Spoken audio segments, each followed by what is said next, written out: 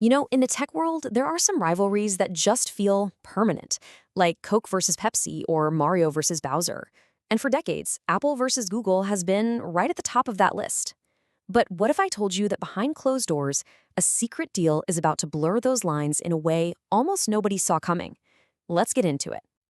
And no, this isn't some late night thought experiment. This is the real question at the heart of one of the biggest, quietest strategic shifts in tech history. It's a story about ambition, about failure, and ultimately about a partnership that neither of these giants really wants you to be thinking about. So here's the bombshell. Word on the street is that when Apple's revamped super smart Siri finally launches, its actual brain, the core reasoning part, is going to be powered by Google's Gemini AI.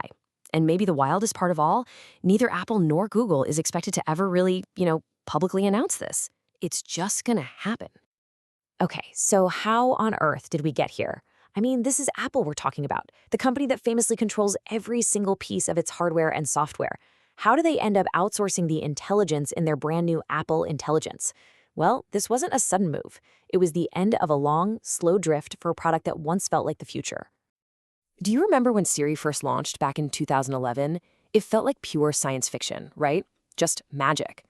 But then the magic started to fade. Fast forward to 2019 and a huge privacy scandal hit, tanking user trust. By 2024, Apple's own internal AI projects were reportedly so bad they were being called an embarrassing failure. The big Siri upgrade we were promised for 2025? Pushed back, which means this Google-powered version probably won't even see the light of day until 2026. And the performance gap became a canyon. Just look at this.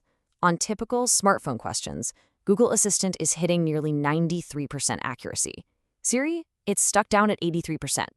Now, 10 points might not sound like a lot, but in the world of AI, that's a massive difference. And it's a difference you feel every single time you have to repeat a command or Siri just completely misunderstands you. So why? Why did Apple, of all companies, let this happen? Well, ironically, it was because of its own incredible success. The way your iPhone, your Mac, and your AirPods all work together so perfectly creates this thing called digital lock-in. It's just so much of a pain to switch that Apple kind of figured we'd all just put up with a second-rate assistant. Turns out that assumption has a shelf life. So Apple found itself backed into a corner. It had to do something, and fast. The choice they made wasn't some grand, visionary move. It was born out of something a lot more relatable, pragmatic desperation. And it led to one of the most unlikely alliances in the history of Silicon Valley.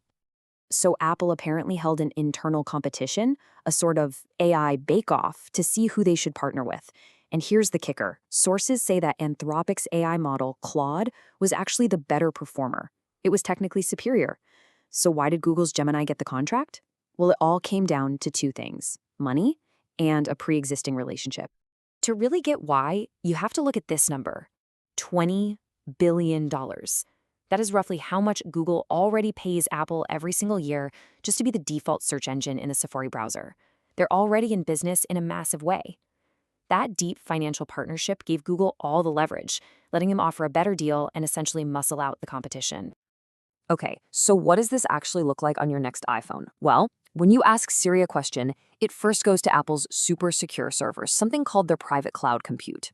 This is Apple's turf, where they handle privacy and basic stuff. But for the hard questions, the ones that require real thinking, your query then gets passed over to a custom Google Gemini model. That model does the heavy lifting, the actual reasoning, and then sends the answer back to Apple, who delivers it to you in Siri's voice. So you see an Apple face, but you're hearing a Google brain.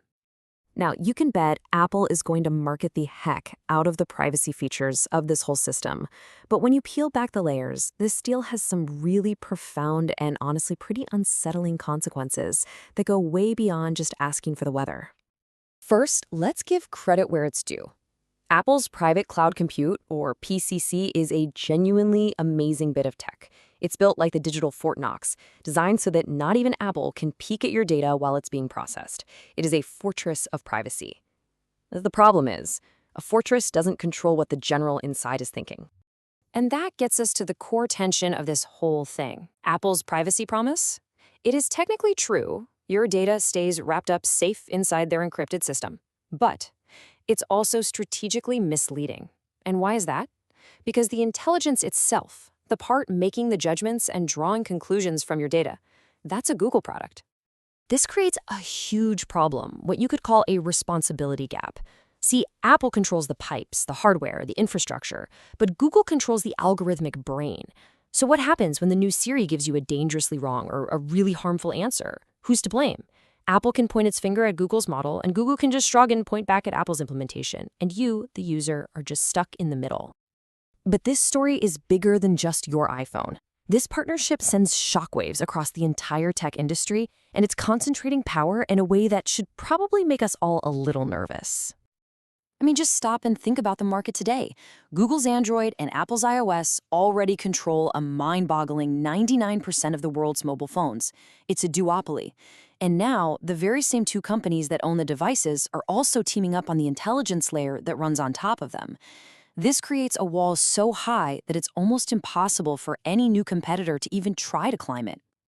And here's the most ironic twist of all. Strategically, Apple is now paying its biggest rival to get even stronger. Every single time an iPhone user asks the new Siri a question, that interaction helps train and improve Google's Gemini models. Apple is literally funding the expansion of Google's competitive advantage in AI, an advantage Google can and will use against Apple and everybody else. So when the dust settles, the winners and losers are pretty clear. Google is the massive winner here. It becomes the invisible king of AI infrastructure. Apple, well, they get a quick fix to a big problem, but they're giving up strategic control and profits to do it. And the biggest losers of all those smaller, innovative AI startups who now have to compete against two Goliaths who are suddenly working together. You know, this whole situation forces us to zoom out and ask a much bigger, almost philosophical question. In this new era of AI, what does it even mean to be a tech company? Is raw intelligence just becoming another utility, something you just plug into the wall like electricity?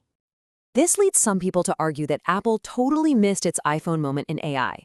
Instead of tying itself to one rival, imagine if they had built something else entirely, a kind of meta platform, an intelligence orchestrator. Picture an iPhone where you, the user, could actually choose the best AI brain for the job. Maybe you'd pick Claude for writing a poem, a specialized AI for helping you code, and yeah, maybe Gemini for a web search. Apple wouldn't be the intelligence provider, they'd be the platform that empowers you to choose. And that leaves us with the final and most critical question of all. This deal between Siri and Gemini, it's more than just a deal. It's a signal. Think about it. If Apple, with all its money, all its talent, and its famous walled garden, couldn't build a world-class AI on its own, who can? Apple's surrender here might just be signaling a fundamental shift for everyone, that in the coming age of AI, true independence might be a luxury that no company can afford anymore.